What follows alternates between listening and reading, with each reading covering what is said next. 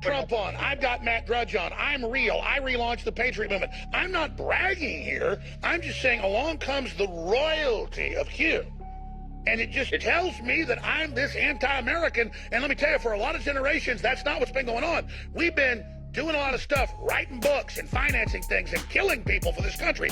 My family's been killing people for 240 plus years for this country, brother. Killing people, doing a lot of dangerous stuff, and people come along that won't say who their name is. On this episode of Just Informed Talk, did the government just lay down the law with the big tech censors in Silicon Valley by testing one of their most important tools, the internet kill switch? If you guys don't know about this, you're going to want to stay tuned, and I hope you enjoy.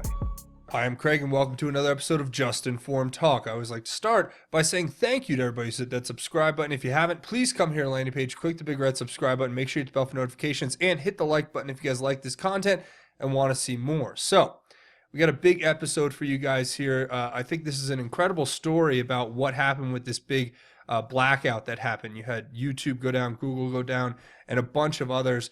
And we're also going to look at latest from Alex Jones, believe it or not. He's been going off on Q all day today, and I just had a little response, and I want to tell you guys about what it has to do with the Q movement and what was said, just to give you an insight in there.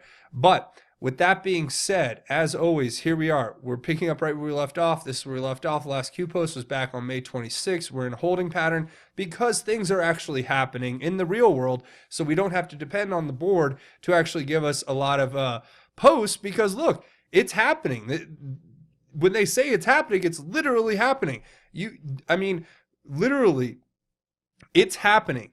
Key Mueller figure, George Nader, somebody who's been talked about by a lot of anons and been almost indirectly mentioned by Q on the boards, if it is true that he was pictured with Bill Clinton in Punta Cana down in the Caribbean. If that is true, then this individual has now been charged with transporting child porn. And this is not somebody who is just a nobody. This is somebody who has a big footprint in all of this. Now, of course, the mainstream media wants to try to tie this all to some kind of connection to President Trump, when in reality, he was one of the people who was key. He was a key figure in Robert Mueller's investigation into Russian interference. So you guys are going to want to stick around to check that out. But we haven't had any new Q post, obviously, and I always encourage everyone, if you guys want to know what QAnon is, what's this guy talking about, please come here, watch this video. What is QAnon, the Great Awakening? We'll give you all the information you need to know. And don't forget to watch these videos here. Share them on your own social media. Get the word out that way. That helps out because there is so much that YouTube has decided to do to keep this information from getting out to the public. So it's always great to know that you guys are out there sharing it. I know you are, and I thank you for that. But with that being said, let's get right into this episode. So, did the government just test the internet kill switch? Zero Hedge is reporting that the internet kill switch has been possibly tested. Now, for those of you who don't know, there was a huge outage on Sunday. And I know because as a YouTube creator, content creator, I am always, every day, almost obsessively checking Gmail, checking YouTube, checking Twitter, checking social media, because it's a part of what I'm doing here to get information out. And when I noticed that everything was going down, it was actually quite peaceful. There was no panic. I didn't worry. I had my faith in God. I went outside. I did some yard work. It was actually quite refreshing, and got a little suntan, so it wasn't too bad. The weather's finally getting pretty nice here in beautiful Colorado. But that aside, I want to just say that this is the report that has been coming out here. And when you couple this with stuff that's been floating on the Anon boards, you start to realize that this might be a lot more than anybody could ever have imagined. Now, I'm going to talk about next is kind of unverified, but it's a conversation that took place on the 8chan boards that one of the Anons noticed and picked up and cut out. It's highlighting the fact that somebody who claims to be an anonymous individual who works at Google or in that sphere somehow, who is privy to some information that you and I may not be, has said that basically there were things going on behind the scenes that we couldn't even understand or fathom, but that these big tech censors were trying to make a large move to silence dissidents and to do something nefarious. And obviously, you see the repercussions. This is the cover of Drudge saying, "Bust the trust. Congress probes big tech regulatory scrutiny." This is coming straight out of the Drudge Report, which, trust me, it's not the most conservative news source by any means, but I can tell you right now, it's pretty fair and balanced. And this to be the headline here, right after we have this conversation as told to us through the Anons who picked it up, I thought this was very interesting. So I want to kind of share this conversation with you right now. I thought it was pretty interesting. So the Anon starts by saying, "I worked at Google. What happened today was incredible and unprecedented. Well done, Q. Well done." And one of the Anons responds, "What happened?" And the person responds, "Google was attempting a massive move and archive of data in order to start an unheard of process of shutting down, destroying evidence. Team Q took down the entire IT ops infrastructure, and Google knows." So let's pause there and read and take that statement. As a speculative theory, what does that mean for these big tech companies? It means that when they have made this push, allegedly behind the scenes, to cover up a large swath of incriminating evidence, because they understand, look, you know what they're gonna do? They're going to try to cover up the fact that they've been censoring us. They're going to try to cover up the fact that they've been shadow banning us. They're going to try to cover up the fact that they've been weaponizing their algorithms and their quote unquote machine learning to target conservative opinions. They're going to cover up the fact that in the lead up to an election, as you know, they learned their lesson back in 2016, and then in 2018, they learned how to weaponize social media. And you know what? I think we let them do it. We set the trap. President Trump is a genius. What did President Trump do? President Trump allowed them to exert their influence in the 2018 election so that they could start to build cases against social media to show without a doubt that they've put their hands on the scale and they've taken a political stance. They're violating the Section 230 of the Communications Decency Act, and they've engaged in tortious interference against creators and people, in the sense that we're in a contract, a social contract, a business contract, if you will, as creators on their platform, where they've agreed not to infringe upon our rights in such a way, and our civil rights, but they have decided to go outside of their legal abilities and to do that. So what President Trump did was, and then not to mention the fact that it's an in-kind donation. If a multinational corporation that's based in America, who is basically held within the standard of what financial contribution laws exist for campaigns and donations, they've obviously violated it if they're using a multi-billion-dollar platform against certain political opinions.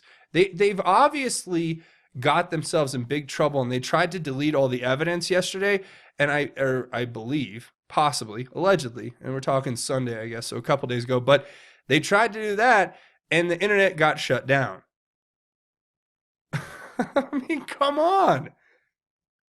Anyway, they go on in this conversation and talk about where it went down, all of the different servers that were in existence that Google's running. It's estimated they're running millions of servers to keep the their internet going, I guess, their incredible search engine that they've put together. But this is really one of those stories that you have to take in the context of kind of realizing where we're at and how we're so under attack at this point by all sides of it, that when you see these kind of little stories, it's something to hold on to say, look, there is something happening behind the scenes still, because we've had proofs, we've had everything, all the evidence that we need to know that the good guys are working 24/7, 365 right now to try to put this back in order, while at the same time we're fighting against some of the deepest, darkest, evil, centuries old, millennia, eons old evil. And there's just a lot to get through here. And I think that, some people sell out quick, and some people, want to genuinely do the research. But who am I to really judge anyone? I know what I do, and I'm accountable for my actions. And I know that in this sense, I can 100% testify to the fact that Google has engaged in an incredible injustice against the American people. Twitter has engaged in it. YouTube's engaged in it. Facebook's engaged in it. And but it's, to a degree, when you take into account that they're working with the, fake news media and they're working with the corrupt politicians, it's kind of like this was like the status quo in America for the last 40 years, it seems. And finally, somebody's gotten to the office and said, look, you guys can't do this. This is wrong. You're going to destroy our country. You've brainwashed almost half the country into believing that socialism is good and believing all of these other crazy ideas that are really detrimental to the fabric of this country. You've convinced people to think that immigrants from anywhere in the world should be able to walk over our border illegally, should get full citizenship, should be treated with this incredible, they should get a 5-star resort, they should be given Medicare, they should be given benefits, they should be given a license, they should be voting in federal elections and state and local elections. So, and then they've actually, you want to go to the furthest extreme, they've convinced you that, like, people who are in prison, for instance, the Tsarnaev brothers who committed the atrocious, heinous attack at the Boston Marathon, they want them to vote. Oh, well, Bernie says, well, I think they should vote. You're like, what? Have I literally, it's like, it's literally, it is like Wizard of Oz. It's like you're swept up by a tornado and you've been dropped in this crazy world that seems to exist all of a sudden where people are just, out of their minds. So, all the best to the big tech censors out there who think they can get away with this. I mean, all you have to do in all reality is watch the video of Sergey Brin at Google with all of his top executives give a speech. It's supposed to be an internal video, but Breitbart was actually the one who released it. And it literally, they're like up there crying. They were up there like crying after President Trump got elected, and they were talking about how the country was gone and they didn't do enough. And you're like, are you an internet search company? Or are you like some political party that we don't know about? Like, are you the Democrat Party, or are you an objective platform that provides internet services to the American people? I mean, no, answer the question, because I know corporations can be people, but you got to tell us who you are. You can't just lie to us. You can't just lie to the American people and expect us to just, keep shoveling it up and saying, oh, this is great. Now, I know for a lot of you out there, it's kind of like, this is where we've come to at this point. The internet is a whole new thing. I always say the internet is basically the modern day Wild West. And yes, it's going to take some refining, and yes, it's going to have some rough spots. But overall, without that Wild West, without the people who had the courage to go out into that country to settle that land, you don't have a country. You don't have the country as it is today. And the more we condense power into these little enclaves on the coast run by these big, huge multinational conglomerate corporations, the more power they get. And the more power they get, the more they buy off these politicians. And it just goes on and on. And that's not just with big tech and with the politicians. It happens in every part of government. And this is always going to be something that we're going to have to fight from here until who knows. But I can tell you this right now, it's gotten way out of balance on that side. And there are patriots in our country who are fighting to restore liberty. Because it's one thing to allow free speech. It's a whole nother thing to allow the speech that you like on a platform that you claim is an open speech platform, which you lobbied to get yourself special exemptions and immunities from prosecution with regard to libel and other things as such. And then you use that legal immunity to create this monopoly, and then you turn around and say, we're going to start censoring thoughts from the side that we don't agree with. That's the problem. And that, ladies and gentlemen, brings me to this problem as well.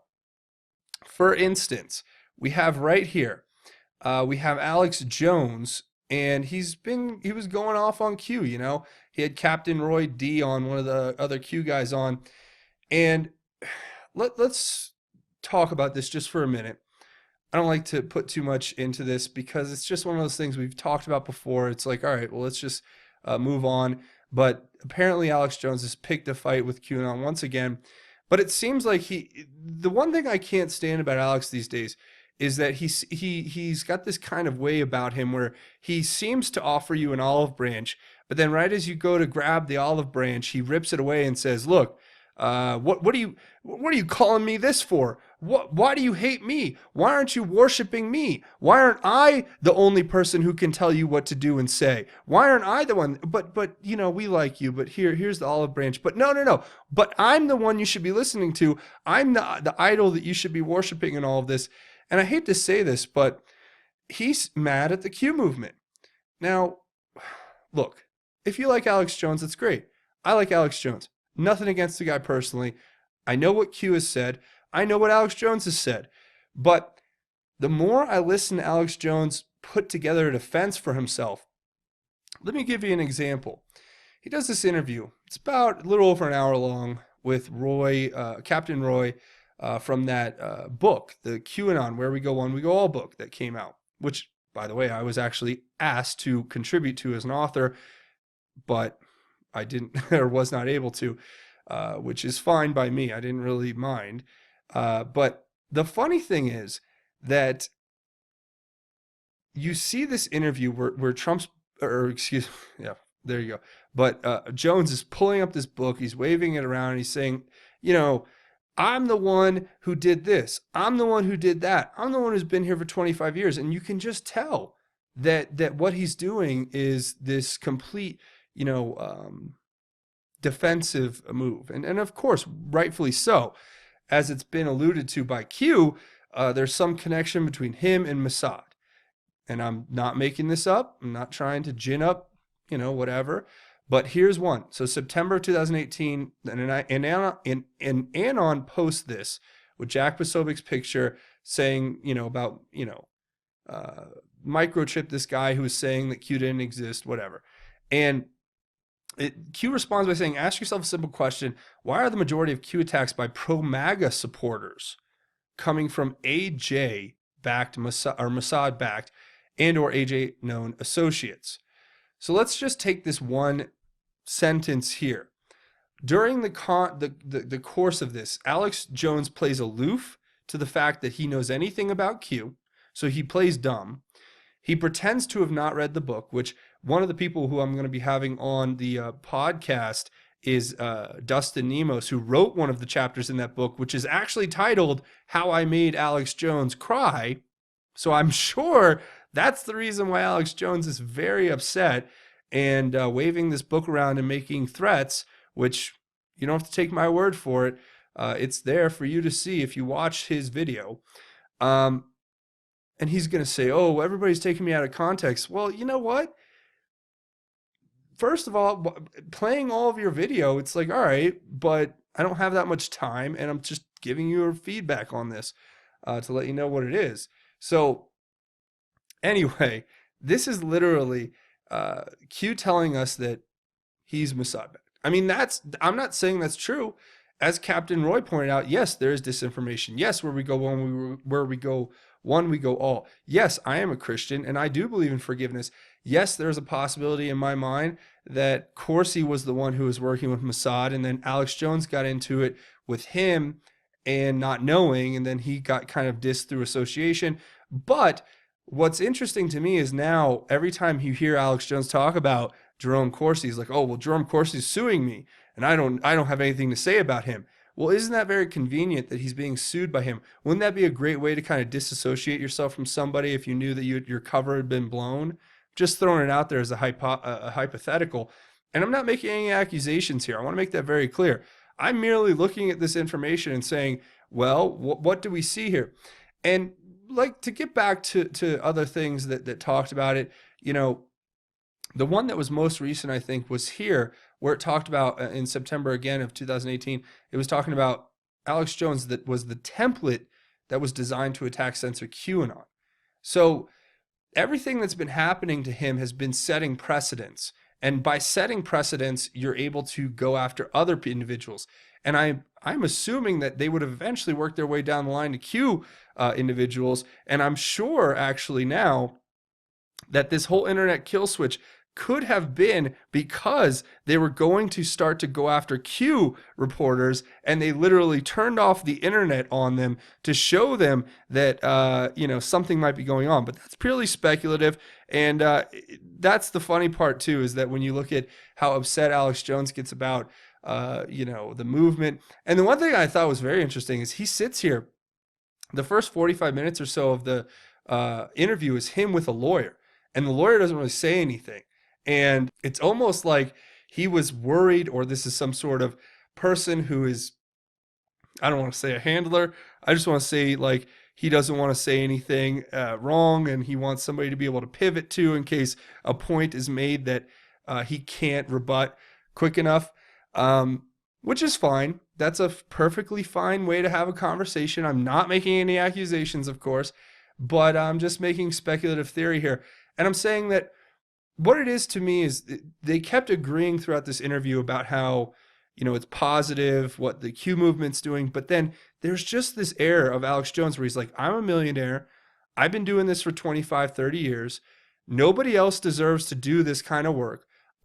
He says this whole rant about how his family has done pretty bad stuff, which is like, all right, well, could you give us a little more context on that besides just saying your family's a bunch of killers?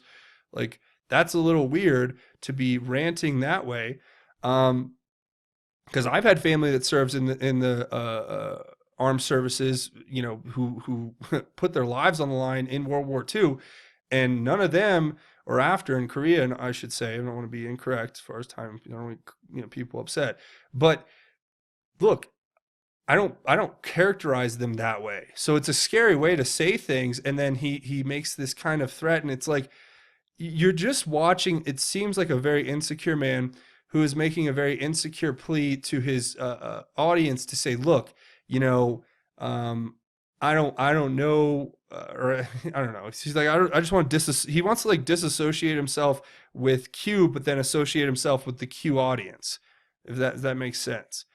So I don't know what this is. You guys let me know what you think, because I have feelings both ways. I think anything's really possible. Yes, Q does do disinformation. Yeah, it's very possible it could have just thrown us off the trail. He made a lot of claims in this interview. He claims that Alex Jones says he's still having conversations with President Trump. He claims that he's in think tanks in Washington. He makes some more absurd claims, which is like, why isn't Q out yelling at, Sundar Pichai? Well, guess what? Q Plus is at least probably President Trump, and he's browbeating Sundar every day. And the rest of them, and Jack Dorsey and all of those people. So it just doesn't make sense to me. And then, who is Alex Jones really? I mean, he's just a guy who is doing what we all are doing, right? We're all talking about the truth. We're doing logical, fact finding. We're having a comprehensive research.